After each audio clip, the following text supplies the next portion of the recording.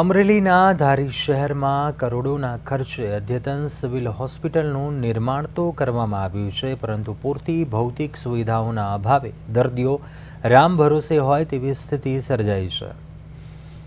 હાલમાં કાળઝાળ ગરમીને કારણે લૂ લાગવાના કેસો અને ઇમરજન્સી સારવાર માટે આવતા દર્દીઓની સંખ્યામાં મોટો ઉછાળો આવ્યો છે। હોસ્પિટલમાં દૈનિક 400 થી 500 જેટલા દર્દીઓ સારવાર અર્થે આવે છે, જેની સામે માત્ર 30 બેડની વ્યવસ્થા ઉપલબ્ધ છે। જો કે હોસ્પિટલનો સ્ટાફ ડોક્ટરો ખડે પગે સેવા આપી રહ્યા છે, પરંતુ બેડની અછતને કારણે મજબૂર દર્દીઓને લોબીમાં કે જમીન પર બેસીને સારવાર લેવાનો વારો આવ્યો છે।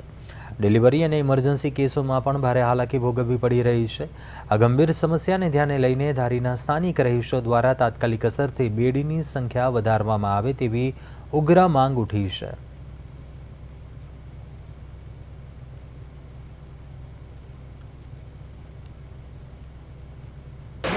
દવાખાનાનું કામ પણ ચાલુ છે। અહીંયા બેડ ઓછા હોવાથી મુશ્કેલી મુકાય છે।